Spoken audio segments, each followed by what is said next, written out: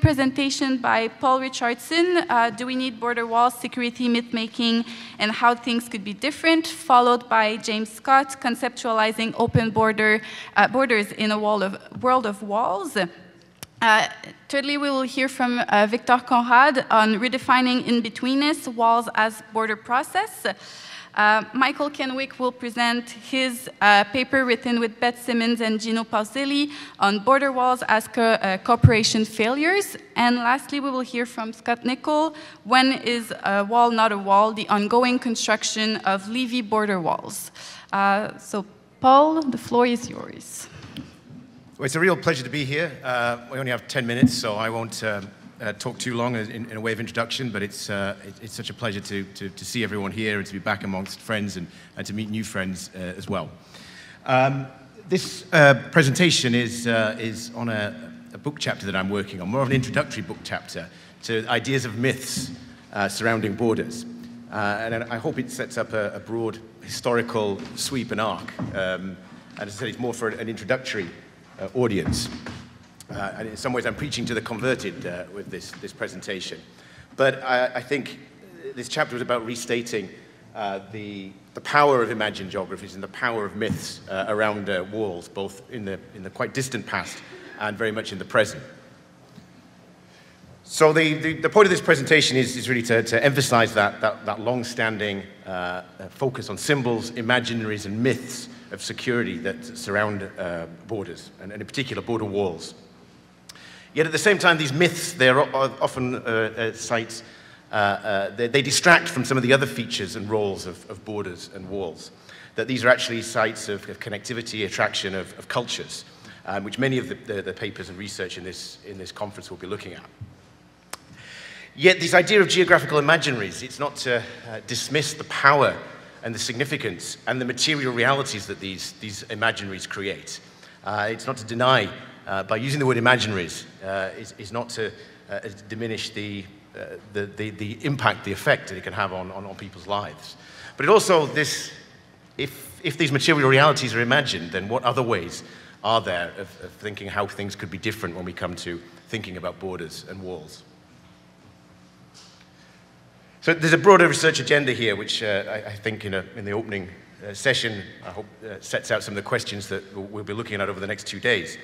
And one is this idea of my approach to border studies, of looking at how this focus on myths and how border studies can interrogate some of these falsifications, illusions, and the delusions that surround border walls and their construction.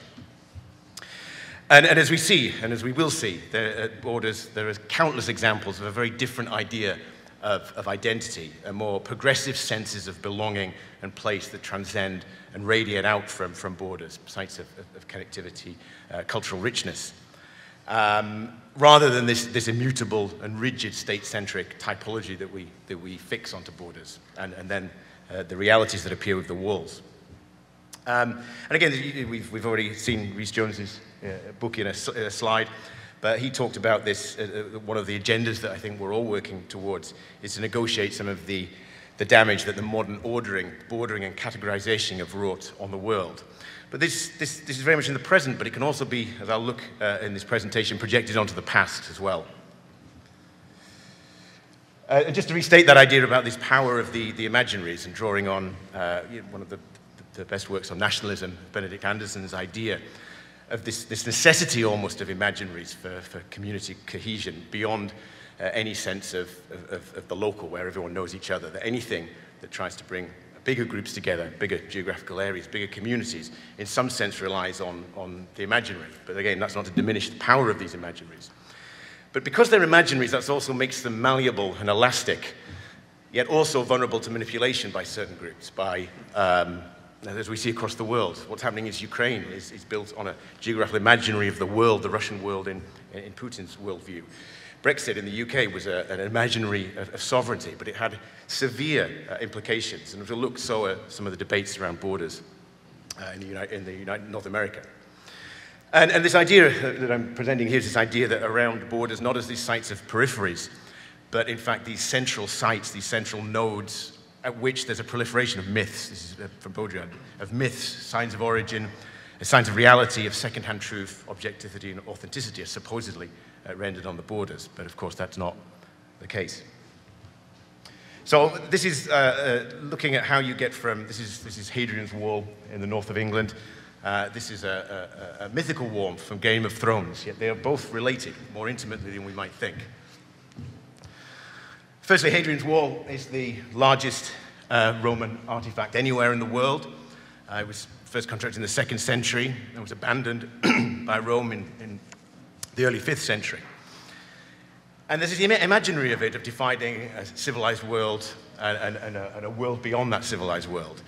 Yet this idea of Hadrian's Wall being a structure that's defended from its ramparts, it doesn't actually come from any surviving Roman text. This is something that came afterwards, or was emphasized afterwards. First of all, in the stories of 6th and 8th century accounts of British monks in northern England, St. Bede amongst them.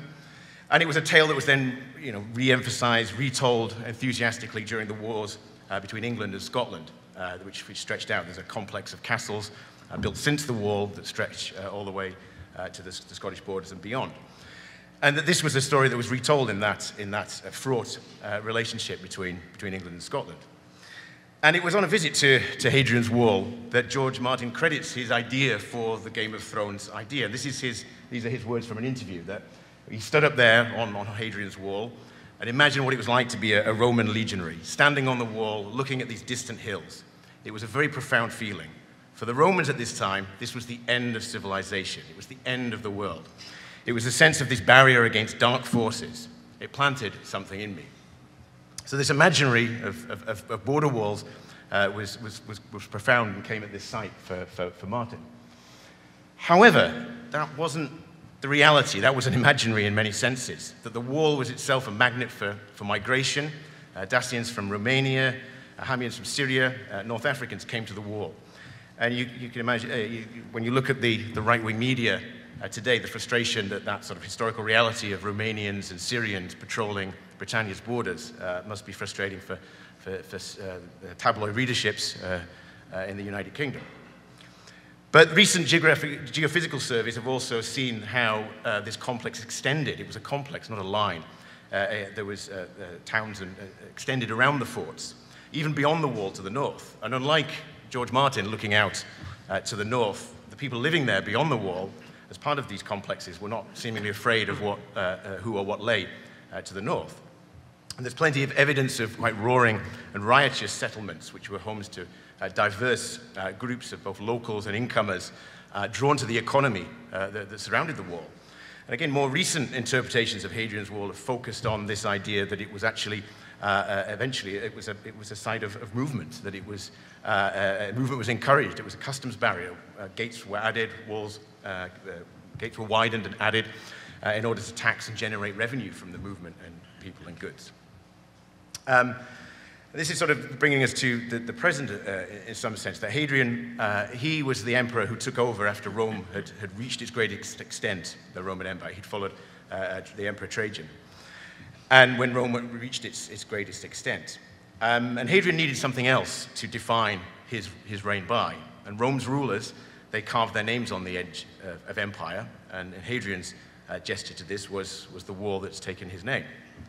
And therefore, it's a debate that cuts to the very heart of empire, yet was also one that was the beginning of its end. Within 3 centuries, the wall had been abandoned. And does this take us back to the future in the way, and imagining the end of perhaps an American empire, where after an expansionist role in the world, certainly under Donald Trump, there was the wall began to look inwards.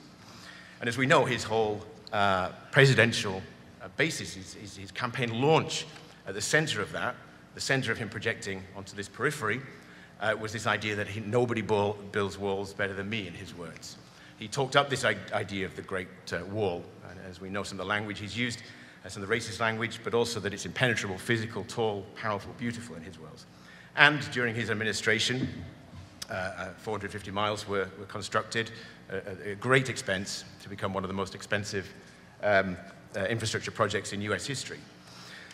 However, again, this sort of this juncture between the image and the reality, and I think again, some of this we will see in experts working on this region throughout the rest of this presentation, that in fact in the final months of his presidency, there was increasing numbers of people trying to cross the border. We see ladders and holes appearing in the wall. It becomes this image of security without actually realizing it, and in fact, increasing insecurity for many communities, distracting from the real insecurities, the war, the violence, the poverty, the inequality that creates all the conditions for the perpetuation of and intensification of violence around it and beyond it. And again, there's this question, it raises this question, which draws me to the conclusion, is that the more of these walls we build, we've heard how many exist in the world, the less secure we somehow become. The taller they are, the more our fears are heightened, the more the risks to overcome them, the more desperate those attempts are. And can we, if we're talking about imaginaries, what are the alternative imaginaries? And all great walls, whether that's the Great Wall of China, whether that's the Hadrian's Wall, are eventually overcome by this relentless spirit of human encounter, enterprise, and endeavor. And already we see the infrastructure of Trump's wall been infected by this spirit. This is a famous artistic installation on the US-Mexico border at El Paso, Ciudad Juarez, and in this brutalist shadow, you see this inventive and poignant reminder of the forces that do transcend us as they draw people together to interact and exchange at the border, offering a symbol of its interconnectivity and also a metaphor for what happens on one side of the border can have an equal and opposite reaction on the other. Yet these arguments, and a lot of the arguments that we'll see in this conference, are seemingly lost on our populist politicians. And just days after the insurrection in Washington, Trump declared on a visit to the border, we gave you 100% of what you wanted, so you know you have no excuses. And I think in this is a profound question. What did we want? And certainly did his beautiful, big, beautiful wall achieve it? And that question of we is that for many of us, for all of us, that this myth of the border, getting rid of it demands a sometimes counterintuitive leap into the unknown. But from both old walls to new walls, the way we see them, we are captives in a way of our imagined geographies that are of our own making. And from these imagined geographies and the violence and division that they can create, I think that also springs hope. Because through our imaginations, there are also ways out of these prisons of geography, if we can just imagine them. And I'll leave it there. Thank you.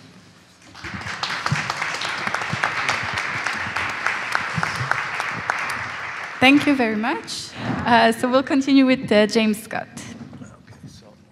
Hi there, everybody. Good to be back here after 2 years of delay. Finally, we can reconvene here and talk about very disturbing things, actually. My contribution, it's really trying to talk about an ethical approach to understanding borders, and I hope that it makes sense given the violent backdrop that we are faced with presently around the globe in relation to borders. So just because of 10 minutes, I mean, this is tough stuff. What I have to say has actually quite a lot to do with what Paul was just elaborating on in terms of border myths. You know, the symbolic power of borders.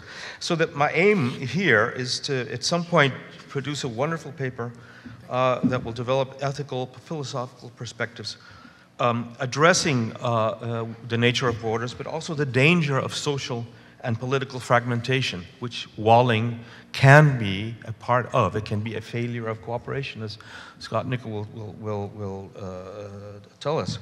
The background of the paper is basically a need for engaging with everyday experience, the everyday making of borders, rather than just the top-down exercise of power of state violence, but actually the everyday making of borders, how that fits into the equation. Reasoning. I think that the theoretical approach, I've made this argument many times before, of the approach of ontological security recognizes both the salience and the need for our social boundaries, our symbolic boundaries, but at the same time recognizes the boundless nature of societal and environmental interconnectedness in the globe. And finally, what are some of the consequences? Is this just empty, thinking about, oh, how wonderful things could be if we were all understood each other? and cooperated. So what are some of the consequences? And I'll try to briefly suggest that there are a lot of concepts out there that could be elaborated. Gloria Anzalua's notion of border thinking can be expanded. Ecological thinking as another example of an expansive ethical options for conceptualizing borders. What we do, unfortunately, see today is kind of this opposition of our conceptual sophistication as border scholars or people, border reporters, people who are dealing with the border every day, who know the complexity of what borders do, what they are, what they mean, and blunt instrumentalization uses of borders as blunt political weapons and crude political weapons that are about dividing, polarizing societies, creating boundaries between societies, but also within societies. It's also as much about creating domestic borders, social, cultural borders, bubbles, enclave, deliberative bubbles that make it very difficult for communication to happen. So, yes, conceptual change has created this notion of borders as something that is complex, as a process, something that is non-finalizable. Border politics can be based then on securitizing difference and protecting, I suppose, social and cultural stability, but it could also be about cultural openness and resilience. In terms of the ontological aspect, and this is, I think, a very important argument, is that borders are central to meaning making. We make borders every day in everyday life. We distinguish between a here and a there, between an us and a them, in order to find some kind of a sense of orientation within the world, in order to have a sense of purpose in a community. But that does not necessarily mean that these are exclusive notions of boundaries. They can also be resources for dialogue and conviviality. The dilemma, of course, of everyday border making or boundary making is that, and here I am repeating myself, is the politicization of difference. And basically saying that there is an inherent contradiction between community, pluralism, cosmopolitanism, and having more global outlook on life in general. I think, very violent confrontation between ideals of isolation. Brexit is a great idea, a great example of this. Isolation, there could be many other examples mentioned. And then the reality of our interconnectedness, which is in our faces every day as we see what the climate disaster that is unfolding means in terms of communities trying to reconstruct after flooding, after terrible storms, etc. And here I draw upon a rich tradition of literature that has been studying the ethical delicacies, the ethical problems of border thinking, and I'm trying to situate what I'm writing about in this tradition, and I'm not going to go into any detail because I have 10 minutes. I'm kind of speeding through this. So, negotiating border ambiguities and the ontological security perspective. Ontological security, for those who maybe have not heard the term before, is about the security of the self, the security of identity. And it's something that has been applied in terms of international relations, a critical aspect, a critical approach to international relations, and urban studies, but in other fields as well. And it has a lot to say about border making as a nexus between political, psychological, ontological, and cognitive processes. And it's been used, I think, increasingly being used in the critical geography and geopolitics field. This perspective emphasizes the continuity of identity narratives as a means of stabilizing a sense of self. And this favors the need for boundaries for stable individual community development. and the need for having kind of a continuity of an idea of what your identity is, where you are positioned in the world. But at the same time, it does not reify this narrative of identity.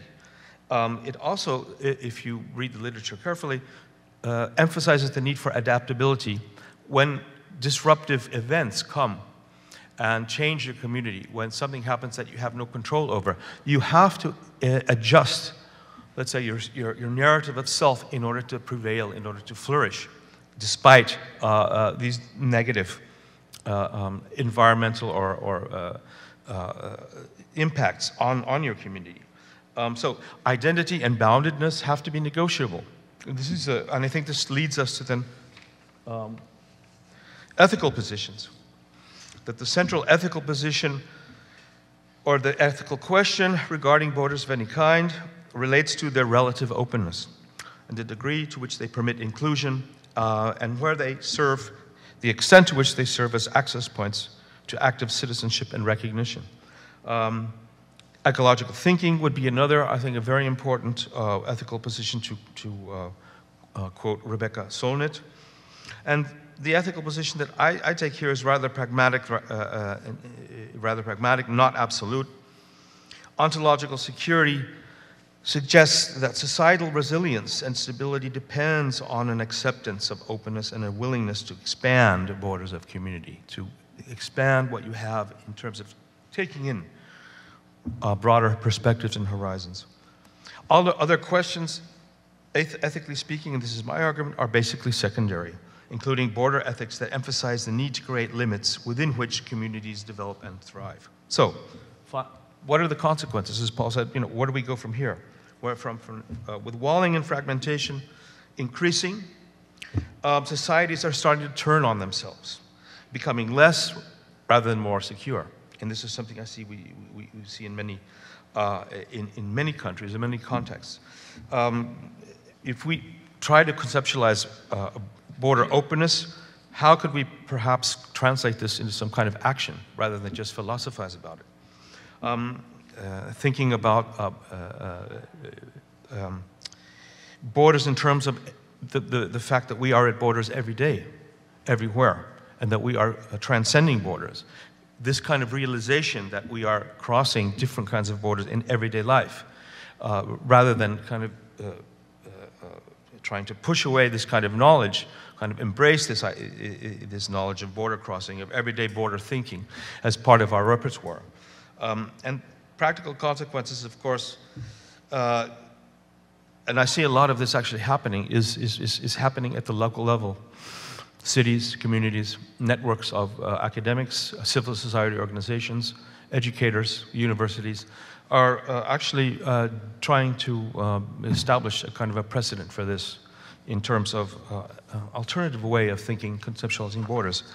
I just got the 0-minute warning, and thank you for your attention.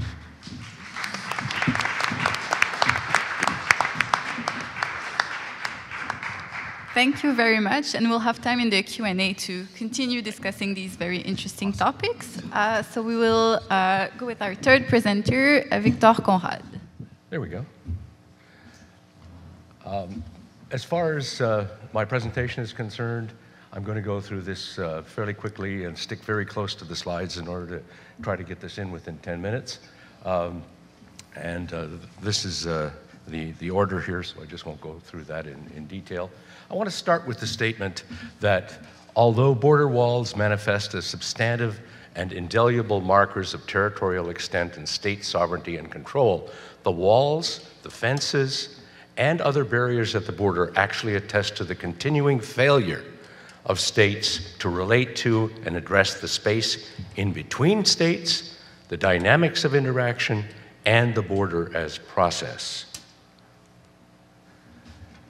In this presentation, I'm going to redefine in-betweenness by exposing the wall as an effort by states to impose betweenness centrality in the border process. And this term of betweenness centrality is very important. Theoretically, in-betweenness is conceived as intermediate but close between two others in an altered in an ordered mathematical set. In society and space, however, in-betweenness is conceived as a person or thing between two extremes, two contrasting conditions. In conceptualizing borders, we attribute a general measure of centrality to fix the in-betweenness, and we situate a borderline and, moreover, a border wall at this particular point. Yet this very act of imposing betweenness centrality contradicts and diminishes the people and the things that handle the intermediary steps in being in between. The theoretical framework of establishing betweenness to in-betweenness, I'm not going to go through it in great detail, only to say that betweenness is a mathematical concept that identifies the quality of a point between two other points on the same line.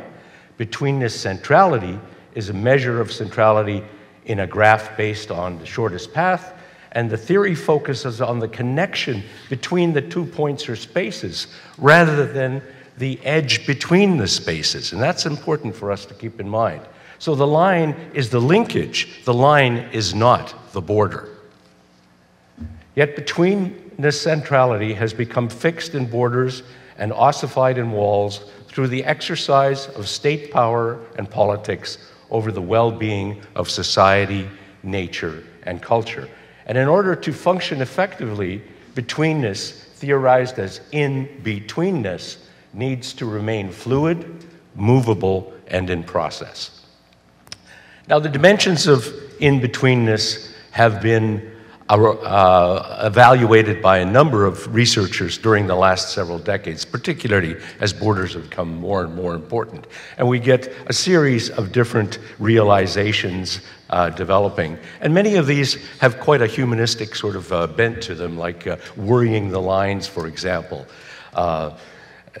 The generation of ambivalence, the centering of dispositions and practices that thrive on boundary spaces, positioned belongings, liminal lives. All of these realizations help us to build this theoretical perspective on in-betweenness.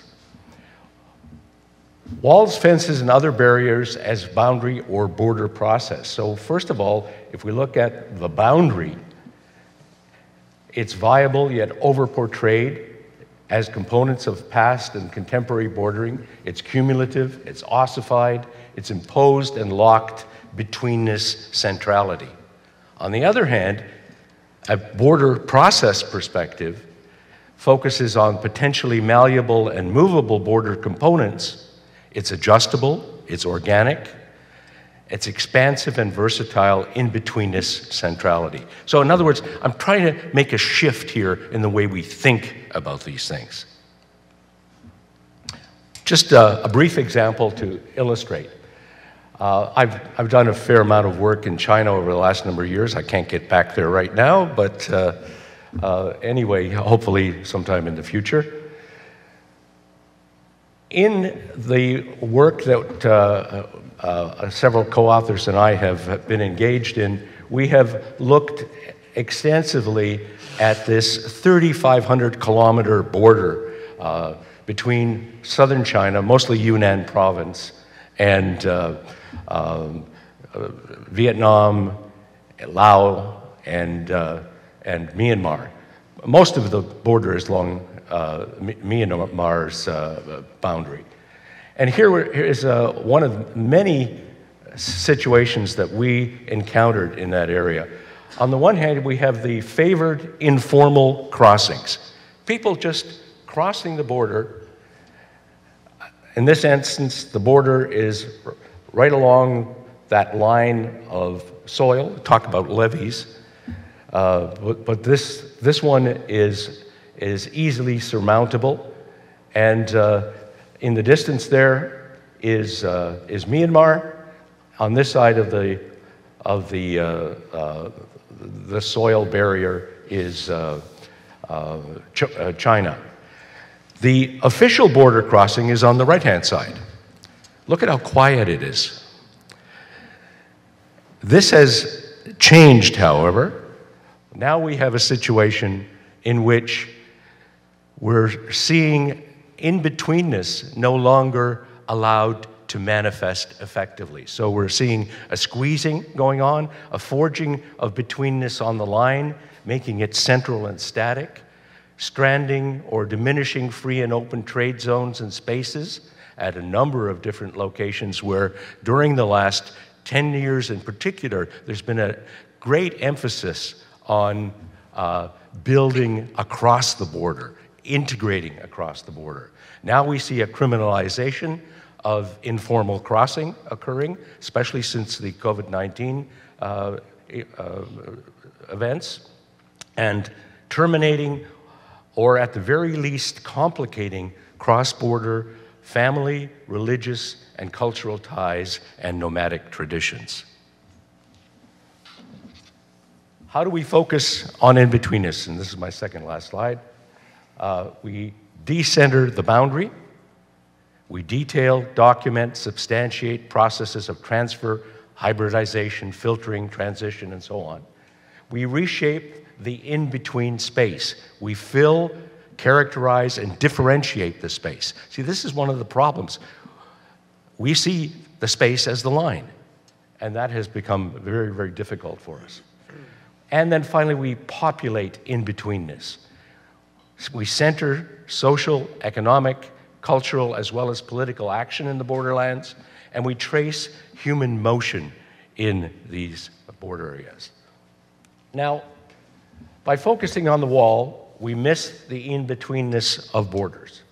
By emphasizing betweenness centrality, we diminish the border as a space of interaction, and by stationing the boundary, we reduce our grasp of the border in motion and as a process.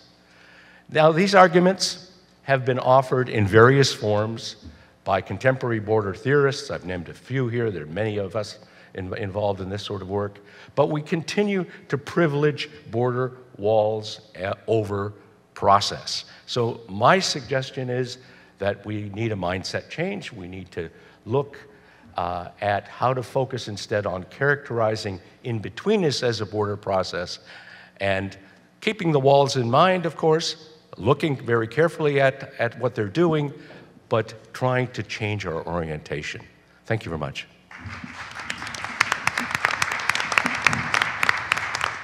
Great. So I want to talk about the way that word choice and terminology has allowed for continued border wall construction near my home in South Texas. So on the first day of his presidency, Biden announced a pause in border wall construction, but in South Texas, work quickly restarted. There, some of the flood control levees that had been left damaged when crews were idled were still in need of repair. And rather than restore the levees to their former state, Customs and Border Protection resumed the conversion of levees into levee border walls that had been planned by the Trump administration, including many miles of levee that had not yet been touched. The work was paid for with appropriations that could only be used for border wall construction. And Customs and Border Protection cited waivers of federal laws that were issued during the Trump administration that only applied to border walls. So despite this, it was claimed that, quote, this remediation work will not involve expanding border barrier, unquote, because these structures, which were identical to past border walls, were not border walls at all. Admitting that they were building new border walls would mean acknowledging that Biden's "not another foot" campaign promise had been abandoned, and the optics of such an admission would be unacceptable. So, in the lower Rio Grande Valley of South Texas, communities are protected by flood control levees. The conversion of those levees into levee border walls first occurred during the Bush administration and continued into the first 2 years of President Obama's time in office. Now, this process here, excavating the river-facing side of existing earthen levees and replacing their gradual slope with a sheer vertical concrete slab with steel bollards affixed to the top. When Donald Trump promised to build a Great Wall, once he was in the White House, the Army Corps of Engineers was tasked with overseeing the contracting for it. They adopted the same levee border wall design for Hidalgo County, Texas.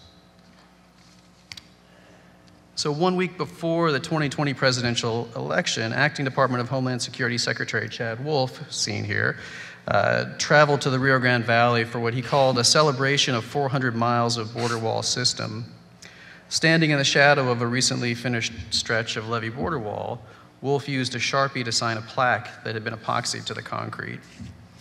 A few months later, President Trump held a similar plaque signing event at another section of Hidalgo County's levee border wall to, quote, celebrate an extraordinary milestone, the completion of the promised 450 miles of border wall, unquote. So rhetorically, the levee border wall's design was identical to that of any other border wall. So eager to contrast himself with his predecessor, on the day of his inauguration, President Biden issued a proclamation that would, quote, pose work on each construction project on the southern border wall, unquote. And while some of the levees had not yet been touched, some were left with the river-facing side carved away, or with a chasm between the remainder of a levee and newly built border wall, as in these two locations. 3 months later, local elected officials drew attention to this, showing photographs of 3 locations where levees were damaged and pointing out that June 1st would mark the start of hurricane season. Soon after, the Department of Homeland Security put out a press release titled, quote, DHS announces steps to protect border communities from border wall construction, unquote. It said that construction under the prior administration blew large holes into the Rio Grande Valley's flood barrier system to make way for a border wall, and therefore, DHS will start to work to quickly repair the flood barrier system to protect border communities. So that press release was clearly intended to distinguish the activities that the Biden administration was about to undertake from the erection of Trump's border walls. Border walls were what communities were being protected from, not what the Biden administration would build. It included a key statement that would be repeated over the coming months, quote, this work will not involve expanding the border barrier. Actually, Melissa was here when I took this picture. Just before the start of the hurricane season, the local newspaper reported that crews had finished repairing the levees in the 3 spots that locals had identified. They also reported that the Army Corps of Engineers was now claiming that another 13 miles of levee had been structurally compromised by construction activities and would therefore also need to be repaired. But 13 miles of levee were not in a state of dangerous disrepair when Biden paused work. Instead, it looked as though companies had been given a green light to complete their border wall contracts under the pretense of levee repair. So during the hurricane seasons of 2021 and 2022, which run from June 1st through November 30th, levees in multiple locations were torn open in order to convert them to levee border walls. These photos are of a partially excavated levee looking into a cavity that should be its solid interior near Abram, Texas, where the levee had been intact prior to June of 2021. In places like this, where the levees had not been damaged, there should have been no question as to whether or not they were structurally sound. However, at a May 21st Army Corps of Engineers meeting, it was made clear that the so-called levee remediation could include, quote, areas where construction has not yet started. So the map on the left was produced by the Border Patrol on July 28, 2021. Under the number 1, the section of wall near Abram, Texas is marked in blue, indicating construction in progress, concrete work. The pouring of concrete to create slabs had just begun there. A green line in its center shows levee that is uncompromised at the El Murillo Banco tract of the Lower Rio Grande Valley National Wildlife Refuge. So the map on the right was produced in January of 2022. Blue lines on the map indicate what was by then called levee remediation, the 13.4 miles of construction that had been approved over the summer, and which included levee border wall at Abram, Texas, which is the blue line on the left. It also indicates in yellow a further 2.2 miles of additional levee remediation. So what the July map calls uncompromised levee is, by January, designated as needing additional levee remediation. In the fall of 2021, engineers with the Levee Safety Center at the Army Corps of Engineers examined the levees that the Trump administration had slated for border wall construction, including those that the July 28 map labeled uncompromised. In a September 22nd PowerPoint, their recommendation was for El Murillo Banco, where construction had not yet begun, to, quote, redesign to delete flood wall, unquote, indicating that it should not be converted to levee border wall. However, 7 days later, on September 29th, the Army Corps of Engineers decided to ignore that suggestion. Instead, they would permit the contractor to, quote, construct this segment per the approved flood wall design, unquote. So they claimed that levee border walls, which they referred to as flood walls, were necessary, quote, to meet levee safety standards, unquote, even though their own levee safety center had found otherwise.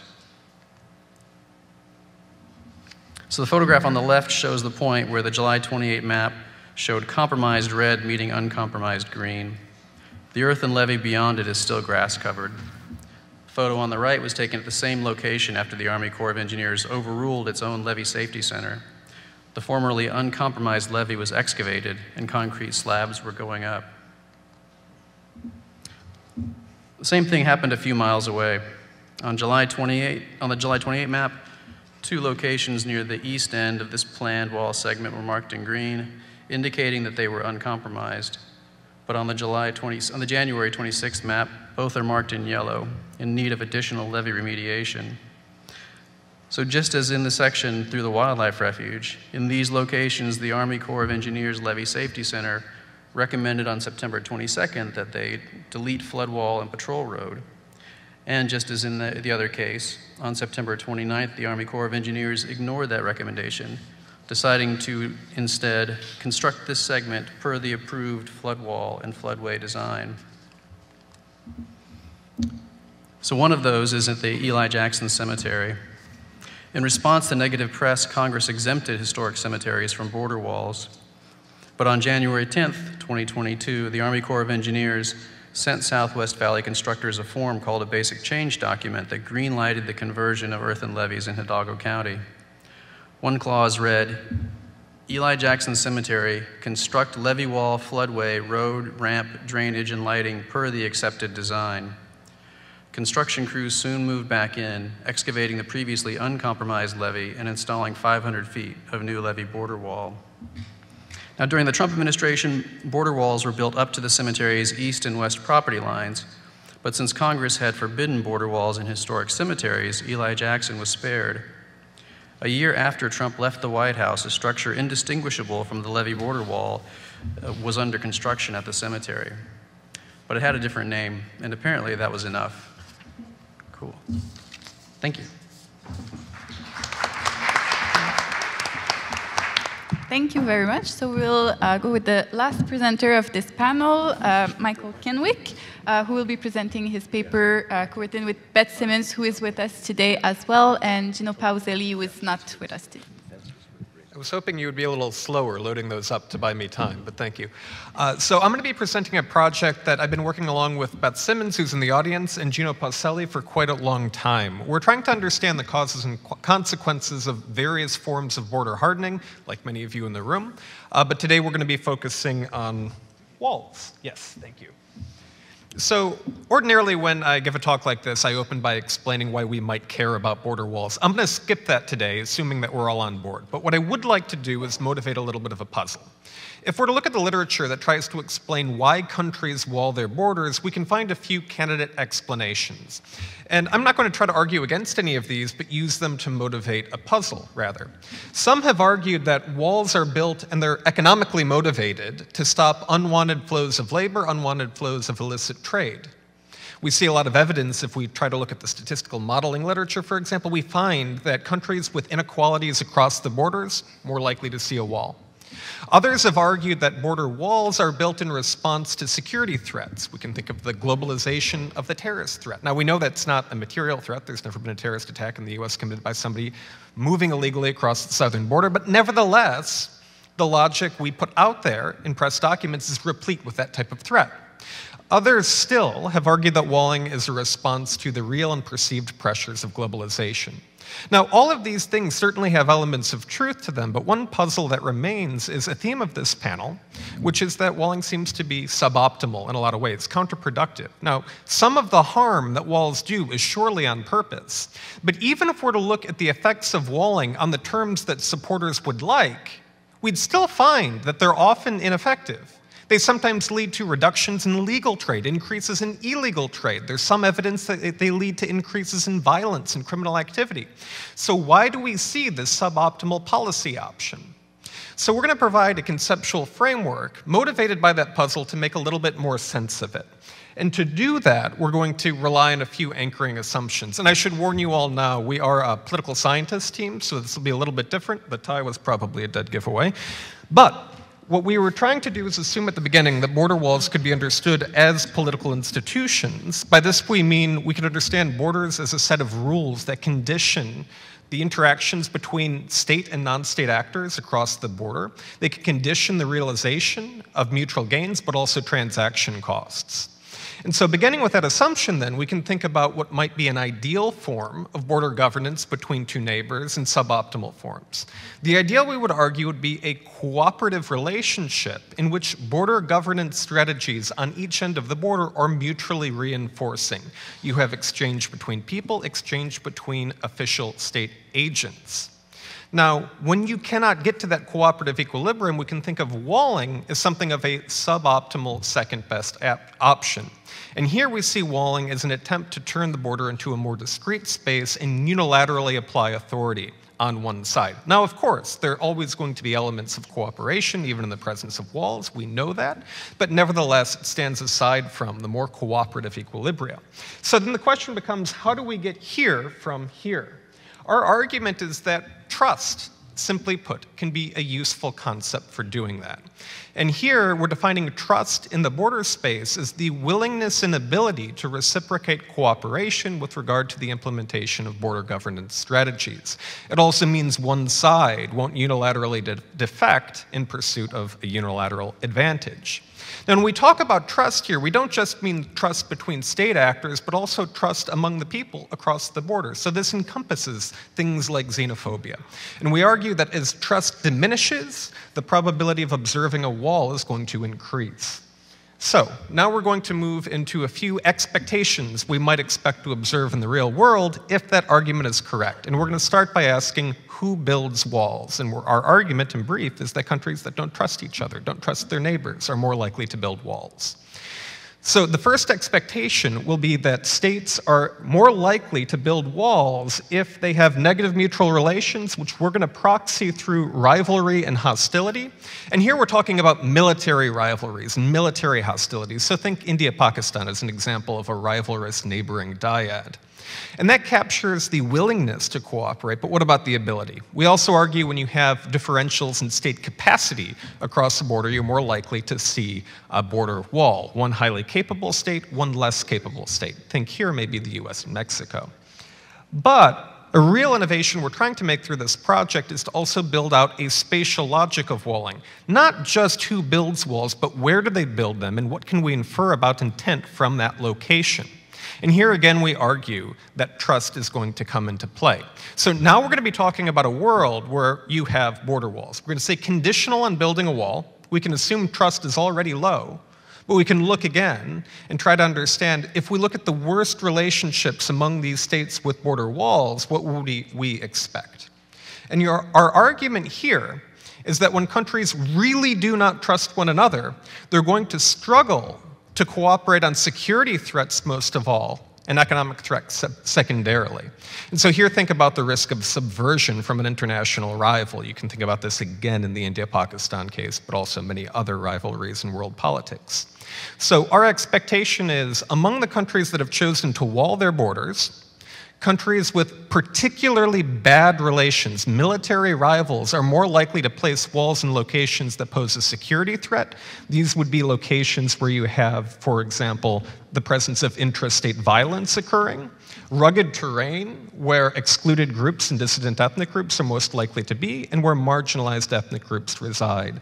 Non-rivals, by contrast, thinking about states with capacity differentials like the US-Mexico, then we expect walling to be more economically motivated, and so you would be more likely to see walls near economic corridors, and perhaps rugged terrain is left deliberately open. So, to tap into that, to test those expectations, we need new data. So we've collected a data set on international walls, and I think what makes this somewhat unique, at least, is that we also geolocate them. Not only who builds the wall, but where are they? You can see there are a few that are very tiny, but we still have in the data set. This allows us to say who builds, where do they build? And so I'm going to move quite quickly through the results, because I have 3 minutes left, which is a challenge. But I'm going to first present results of who builds and then where do they build. So for who builds, I'm going to skate through this slide. We run a regression model to try to better understand the correlates of walling, and here are the results. On the y-axis, we have the probability of observing a border wall. And you can see, as you move from a non-rivalrous dyad, a pair of countries, to a rivalrous one, the probability of observing a wall goes from about 8% to 20%. As you increase interstate hostility measured through military interactions, the probability of walling goes up. Capacity differentials are associated with an increase in the probability of walling, and all of these things are on par with what has been the predominant explanation, at least in the political science literature, that this is about cross-border inequality. So we see increases. Now, the more interesting part, we think, is about where the walls are located. So to do this, we look at every border in the world with a border wall, rasterize it into grid cells, and ask, is there a wall in this grid cell? So you can see the Lithuania-Belarus border here to look at how we do that. So we say which locations are walls most likely to be located in. We're going to group countries into rivals and non-rivals, again, military competitors and not. And what we observe is essentially what we expect. So if you're looking at economic activity, which we use as lights at night per capita, we find that non-rivals are more likely to build walls in these locations. If you look at rugged terrain, and this one's interesting, if you look at rugged terrain, non-rivals will leave rugged terrain open, making the territory hostile for people trying to move through it. This is the prevention through deterrence logic. And it's not just the United States, but also other countries in the world in the global sample. Now, on the other hand, if you're a rival with your neighbor, then you put walls in precisely these locations because that's where the dissident populations are most likely to lie. Think of the James C. Scott argument, for example. Now, if we look at political violence, as expected, rivals are more likely to build up walls in locations that have experienced political violence, whereas non-rivals are less likely to do so, perhaps patrolling these areas jointly. Now, because I'm virtually out of time, I'm going to skip this slide. But look, pretty graphs. This is about how excluded ethnic groups are subject to walling, and essentially non-rivals are more likely to wall near excluded ethnic groups if they're on smooth terrain, the opposite for rivals. So to conclude, we think that trust is in some ways a deceptively simple concept. It's not shocking, perhaps, that countries with weak trust between them are more likely to wall. But this tells us quite a bit about where we're likely to see walls, what makes those borders different inherently from borders without walls, and it also helps build out a logic of what walls are intended to do, conditional on the trust relations between neighbors. So a simple concept that we hope adds a little bit of context to what makes border walls unique as a border management strategy, and also where those walls will be locating, varying by different types of environments. So, thank you.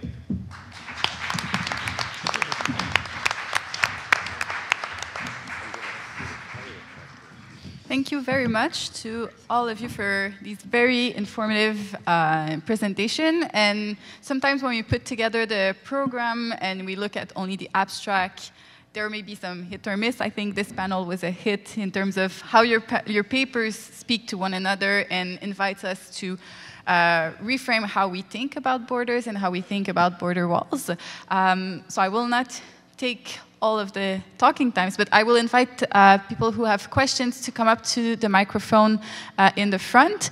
We have about 25 minutes for questions, so maybe we can take... yeah, perfect. I have a question for Scott. I'm Beth Simmons, so I'm responsible partly for that last paper, but not for the brilliant presentation, which was Mike Kenwick.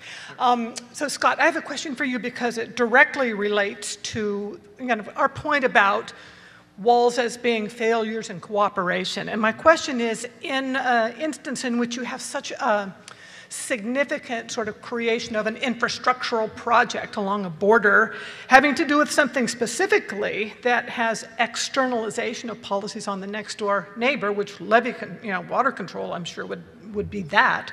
To what extent, or can you describe for us whether Mexico had any input or any kind of acknowledgement of Mexican preferences and needs in building those infrastructures? The short answer would be Mexico basically had no input. There are a number of walls that are planned and a few that have gone up in areas that don't have levees, where they're in the floodplain for the Rio Grande. And in those locations, those walls pose an actual risk to communities on the Mexican side. Because if you have a flood, the river spreads out, it hits a barrier, bounces the other direction, and basically floods worse on the other side. We have a treaty that would forbid that, but those walls are still going up. There's also instances like in Nogales a few years ago, Nogales, Sonora, and Nogales, Arizona, where floodwaters flowing from south to north were dammed by the border wall. Got up to about 6 feet deep on the Mexican side. In the photographs, you can see people walking around in ankle-deep water on the U.S. side at the same time. 2 people drowned. There were millions of dollars in property damage done at that point. There are instances where border walls have been washed away and caused worse flooding when that gives way. So in each case, Mexico basically they have the right to protest that, but they haven't really had any input into that, and so they've suffered the consequences.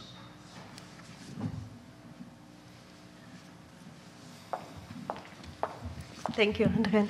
Katarzyna Stokosa, University of Southern Denmark. Thank you very much for very fascinating presentations, all of you. I have 2 questions to Paul James first, and then the second one to Michael. Yes, myth and how changeable are myths is fascinating, how you have presented this. I, by the way, look forward to all your new articles and books on the basis of your presentation. Question, how do you distinguish between myths and narratives? Because very many times it's difficult. How do you choose your idea of myths and narratives? One example, Polish narratives or myths regarding Polish-Ukrainian relations have changed a lot and are very changeable under the influence of the Russian invasion in Ukraine. Polish narratives regarding Ukraine have changed from a very unfriendly or anti-Ukrainian into the best neighbor that we have always supported. So this question. And then a question to Michael, fascinating, your theory of trust and neighborhood. I really like it. How do you distinguish between internal and external trust? And again, an example now regarding the Russian invasion in Ukraine. In the Polish-Russian border region, Poles, although they hate Russia and Russian neighbor, they support the illegal smuggling in the border region because they profit from this. And one of the reasons is because they mistrust their own government. Very different in the Finnish-Russian border region. The Finnish inhabitants of the Finnish-Russian border region support what the government has decided to do in the border region because there's trust. Used to be. Yes. Thank you.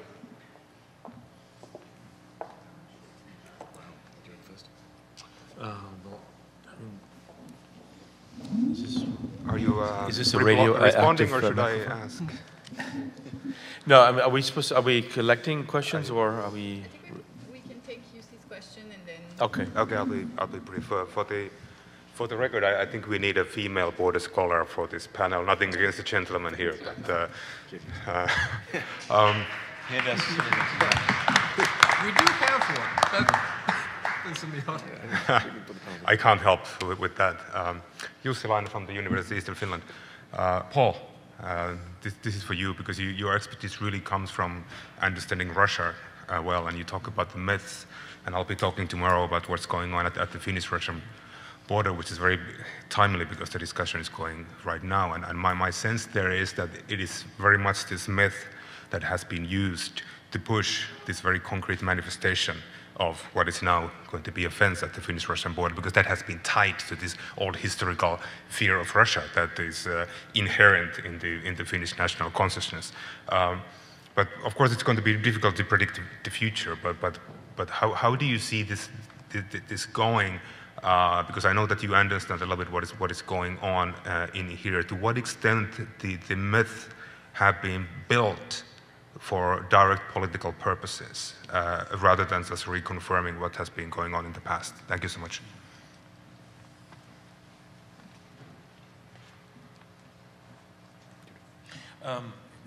Okay, I wasn't sure who.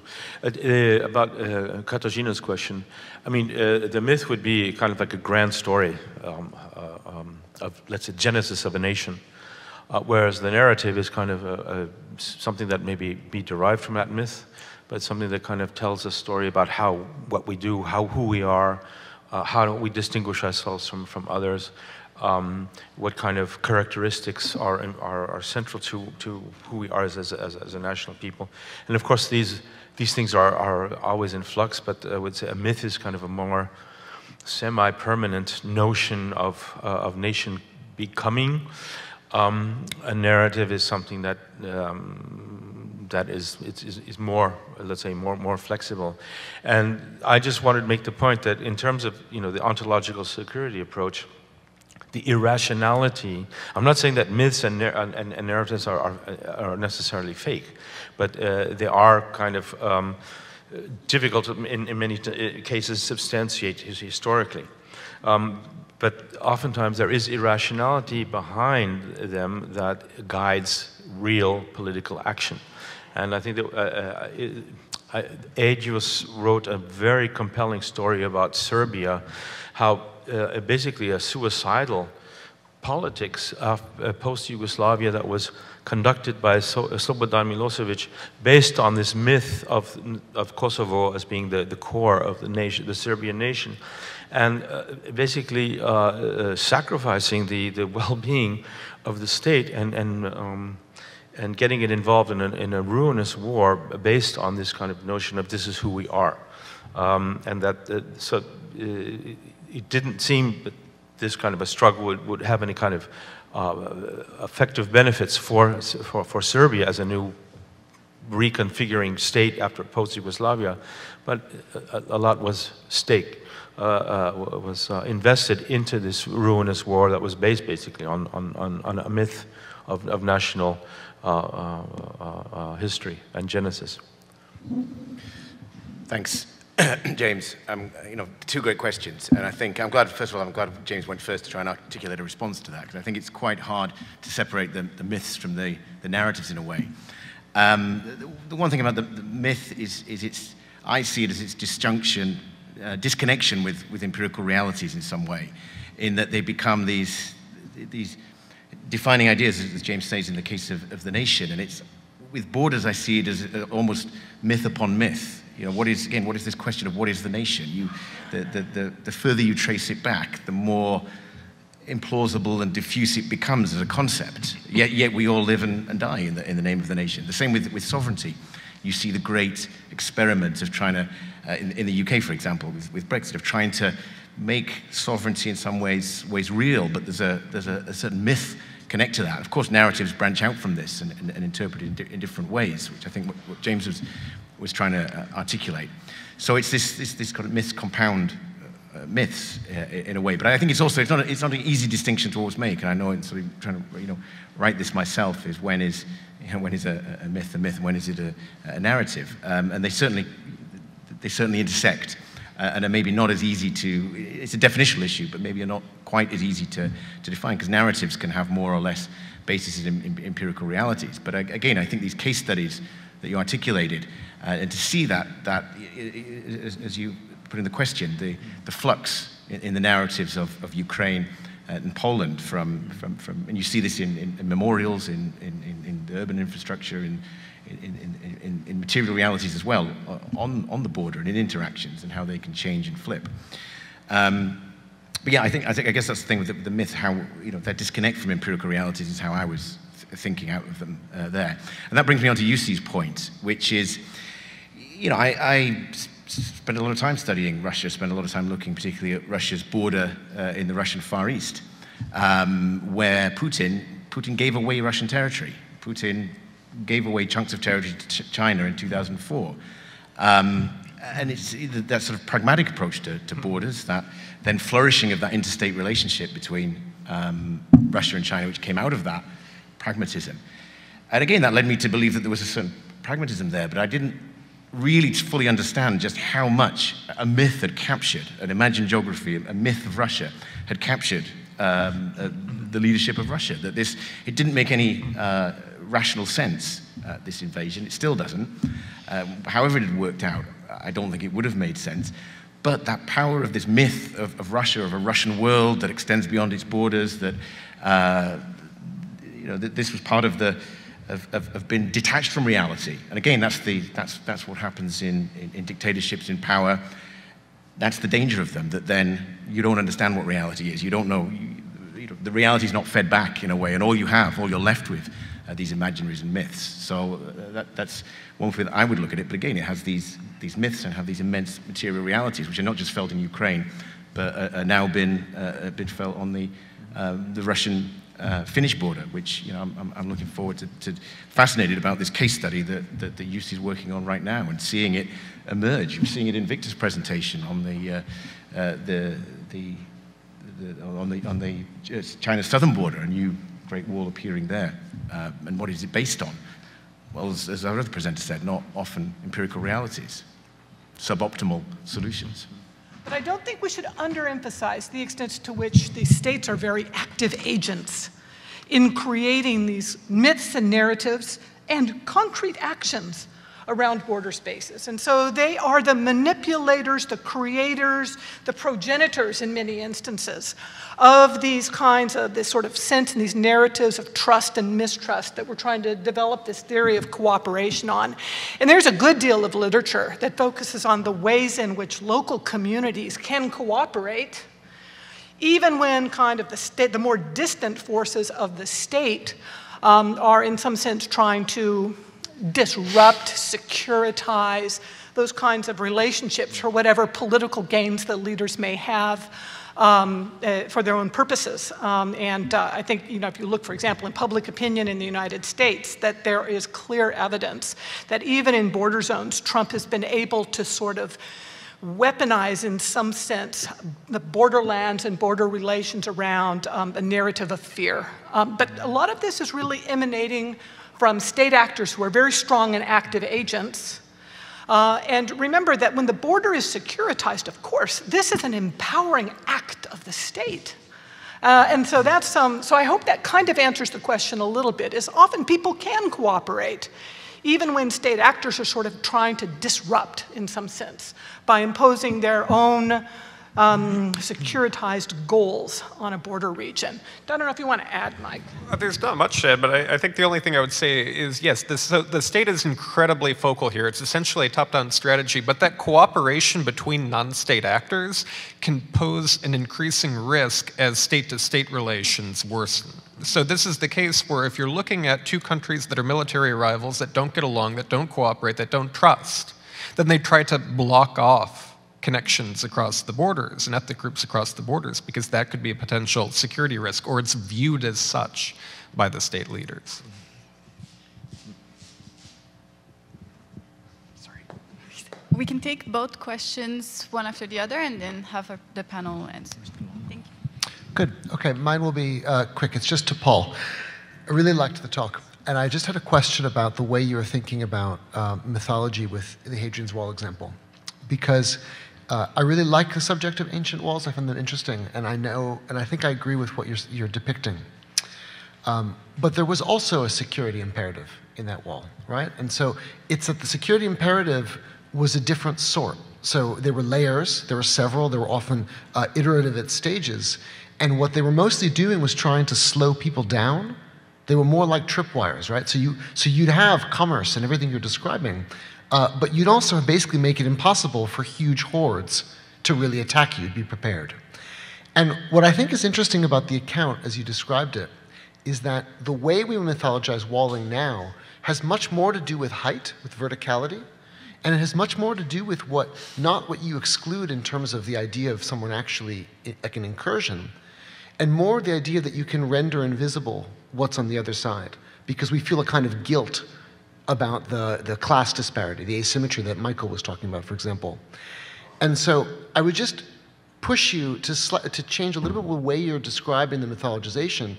It's not that there wasn't a security myth, it's that it performed a different role, and to think a little bit about what that role is. That was it. I thought it was really interesting what you said.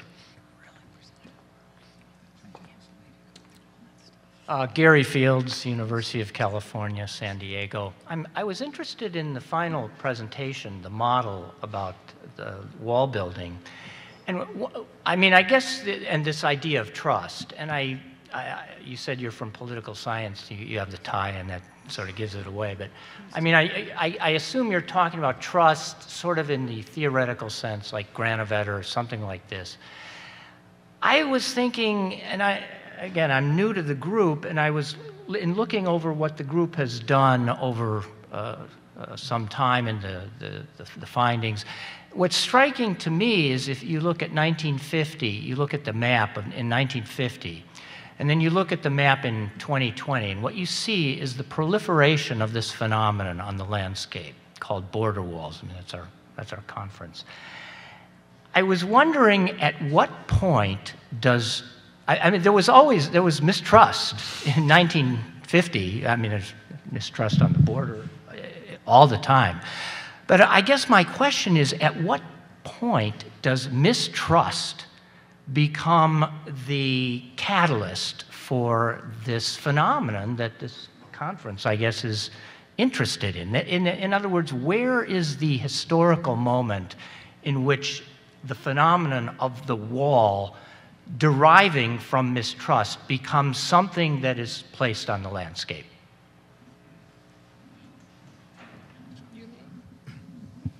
Thanks, Matthew. It's a great question, and I think it's always a challenge when you're presenting on walls in particular that you don't present sort of binaries, and I think it's a fair criticism to say you choose to present a certain narrative and take on it that is a little bit more, well, they were more open and there was more movement. And it ends up denying some of the security dimensions, which I think is true in all of the discussions, perhaps, of walls, and that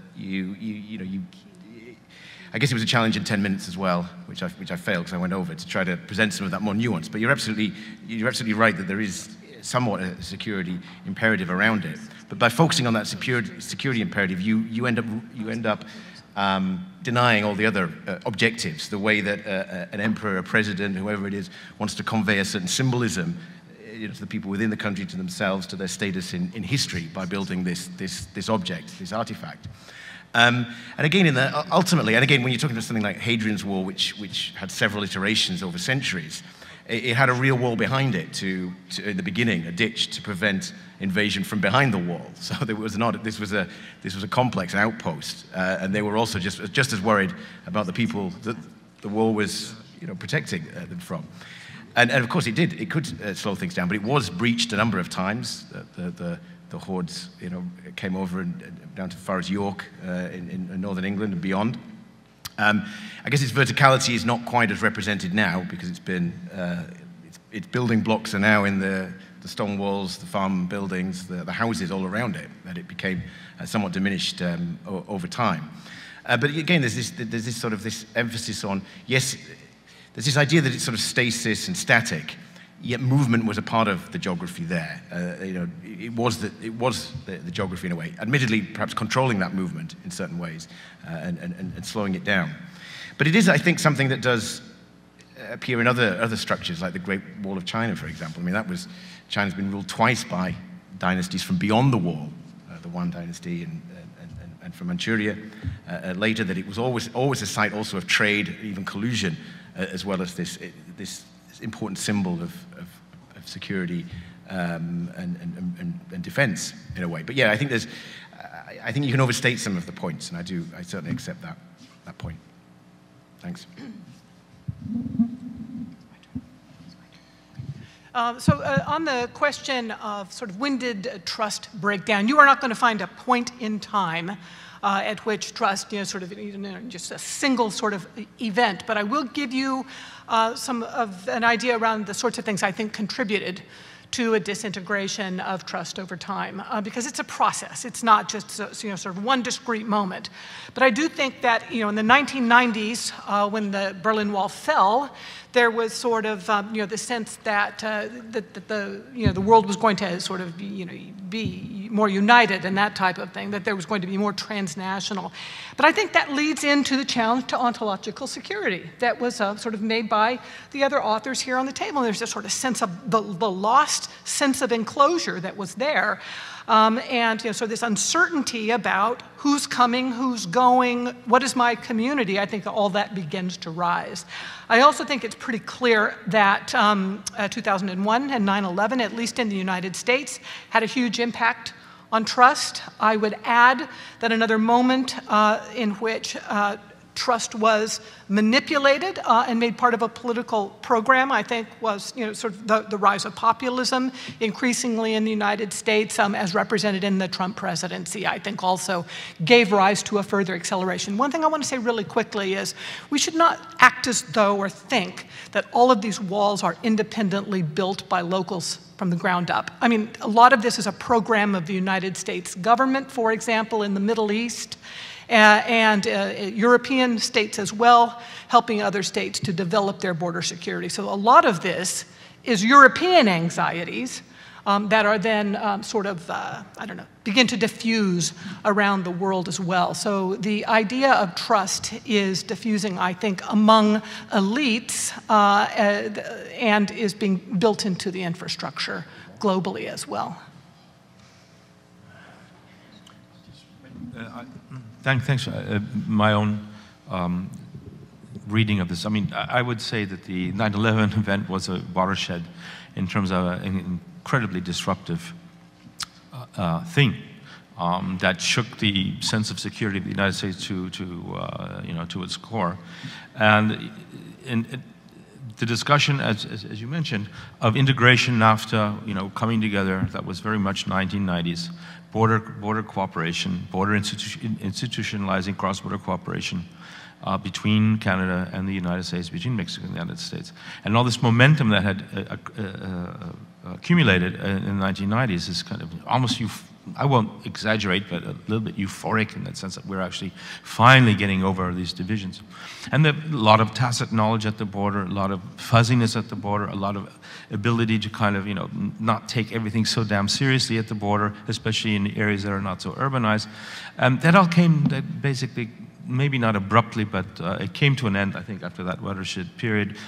Tragically so, and unfortunately, the momentum of the cooperation narrative has been going the other way, and the question is, how can we somehow reclaim some of that the thinking of the 1990s? Thank you very much to all presenters. So this concludes our first panel.